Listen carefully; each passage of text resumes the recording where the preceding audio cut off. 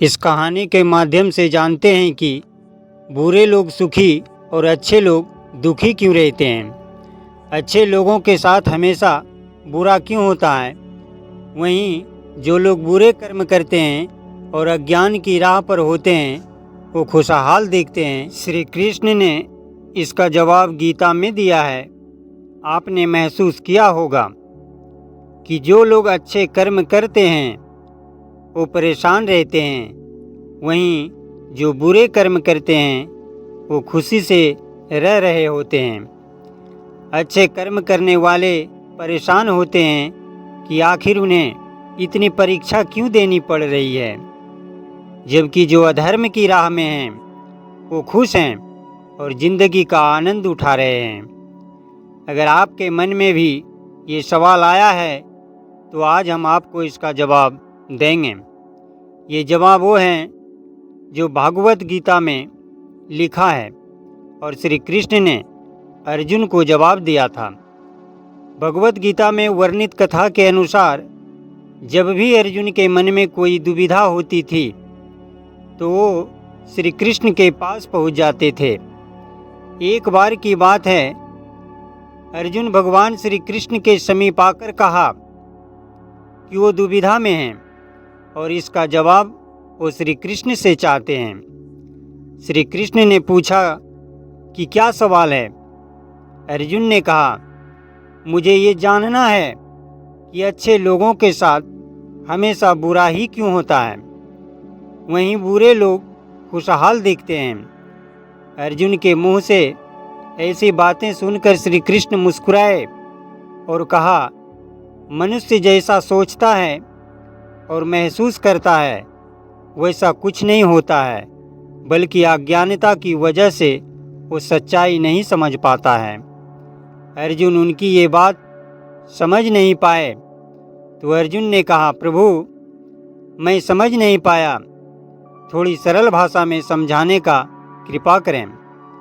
इसके बाद श्री कृष्ण ने क्या कहा, आइए जानते हैं। श्री कृष्ण ने अर्जुन से कहा, पार्थ मैं तुम्हें एक कथा सुनाता हूँ, उसे सुनकर तुम समझ जाओगे कि हर प्राणी को उसके कर्म के हिसाब से ही फल मिलता है। प्रकृति हर किसी को अपनी राह चुनने का मौका देती है। अब वो मनुष्य की इच्छा पर निर्भर करता है कि उसे धर्म की राह चुननी है या अधर्म की। कथा शुरू करते हुए श्री कृष्ण ने कहा, एक नगर में दो पुरुष रहा करते थे। एक पुरुष व्यापारी था जिसके जीवन में धर्म की बहुत महानता थी। वो पूजा पाठ में यकीन रखता था।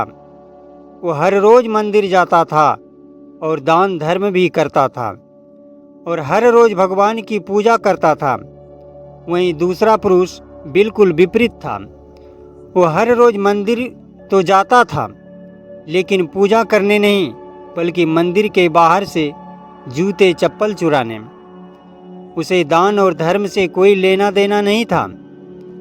समय बीतता गया और एक दिन बहुत जोर की बारिश हो रही थी।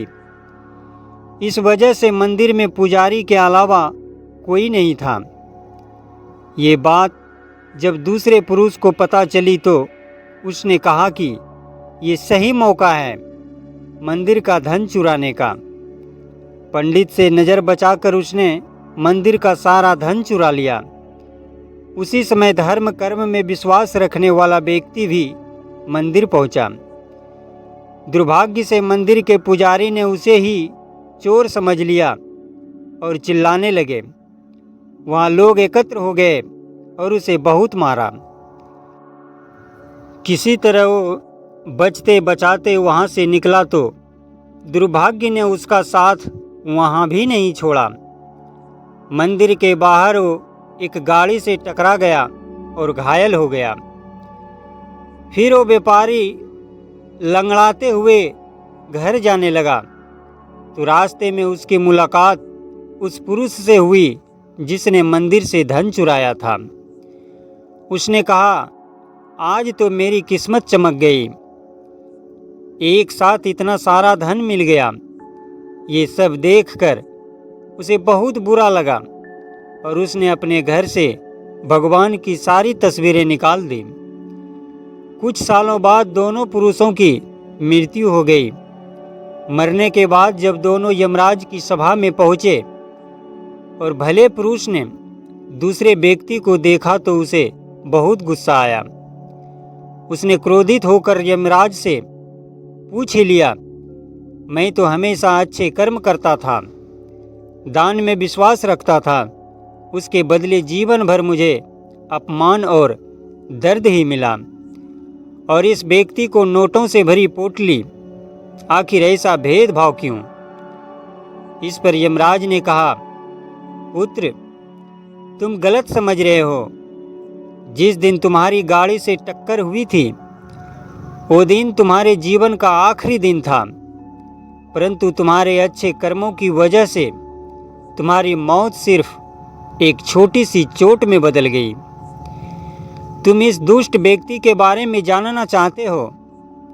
दरअसल इसके भाग्य में राजयोग था, मगर इसके कुकर्मों और अधर्म की वजह से वो सिर्फ एक छोटी सी धन की पोटली में बदल गया। पार्थ, हम बड़ी संकटों को छोटी रूप में परिवर्तन करके अपनी भक्तों को बचा लेते हैं।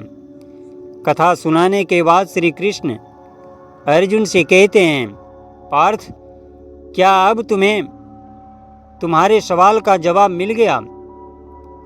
ऐसा मत सोचना कि भगवान तुम्हारे कर्मों को नज़रअंदाज कर रहे हैं।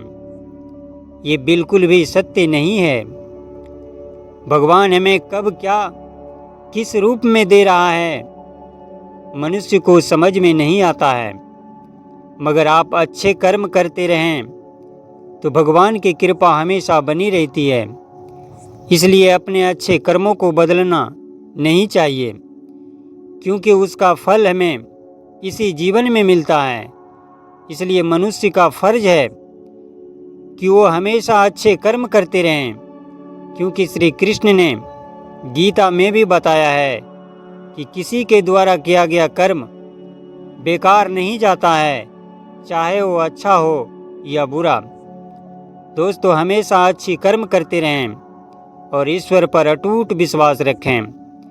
वो हमारे लिए जो भी कर रहे हैं वो अच्छा ही कर रहे हैं, चाहे वो अच्छा हो या बुरा। दोनों परिस्थितियों में प्रभु को धन्यवाद देना ना भूलें। दोस्तों, उम्मीद करता हूँ कि यह कहानी आपको पसंद आई होगी। अगर पसंद आई हो तो लाइक, शेयर और सब्सक्राइब करके मेरी सहायता ज़रूर करें। मिलते हैं अगले वीडियो में। धन्यवाद। दिल से सभी को राधे राधे। जय श्री राम, जय श्री राम।